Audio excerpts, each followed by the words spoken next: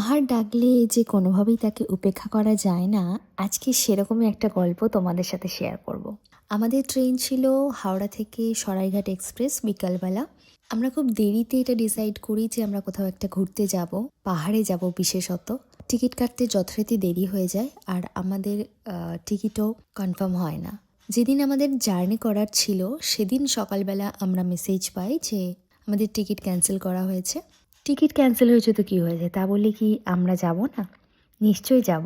তাই সকাল সকাল আমরা নিজেদের গাড়ি নিয়ে বেরিয়ে পড়লাম পাহাড়ের উদ্দেশ্যে। এই প্রথমবার গাড়ি করে আমরা পাহাড় যাচ্ছি। এর আগে অনেকবার অবশ্য বাইকে করে গেছি, কিন্তু যেহেতু এই প্রথমবার নিজেদের গাড়ি নিয়ে আমরা পাহাড় যাচ্ছি, তার একটা আলাদাই এক্সাইটমেন্ট ছিল। সঙ্গে ছিল সৌভিক অহনা, আমাদের সবসময়ের বন্ধু, আর আমরা দুজন ছিলাম, আমি আর রাজীব।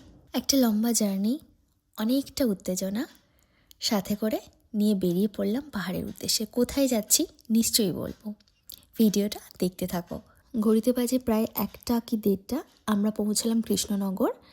লাঞ্চ করতে আমরা দাঁড়িয়েছিলাম এই জায়গাটায়, মাদার্স হাট। জায়গাটা ছিল ভীষণ সুন্দর, ভীষণ সুন্দর ডেকোরেশন।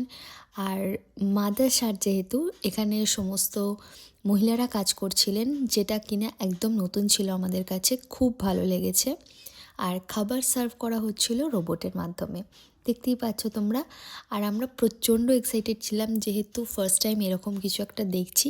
যথারীতি ওখান থেকে লাঞ্চ টাঞ্চ করে আমরা আবারও বেরিয়ে পড়লাম। মাঝে সন্ধ্যাবেলা আমরা একটা জায়গায় দাঁড়িয়েছিলাম, এটা ঠিক জানা নেই কী লোকেশন ছিল। এখানে একটু চাটা খেয়ে নিলাম, আর বাইরেটা ছিল ভীষণ ঠান্ডা। সেদিন ছিল 24 ডিসেম্বর। আমাদের ইচ্ছে ছিল যে 25 ডিসেম্বরটা আমরা পাহাড়ে কাটাই, তো সেই মতোই আমাদের প্ল্যান ছিল। আর সেজন্যই আমাদের বেরিয়ে পড়া। রাত তখন 7:30, আমরা পেরোচ্ছি ফারাক্কা। প্রথমে আমরা ঠিক করেছিলাম আমরা ইসলামপুরে থাকবো, কিন্তু আমরা তারপর ডিসিশন চেঞ্জ করি।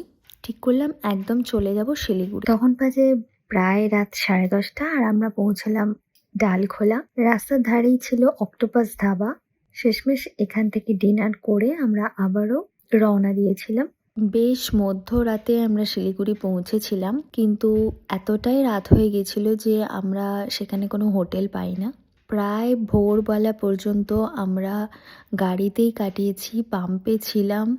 কিভাবে সকালবেলা দার্জিলিং আমরা পৌঁছলাম, সারাটা রাত পাম্পে কাটিয়ে, সেই সমস্ত গল্প আসছে নেক্সট ব্লগে।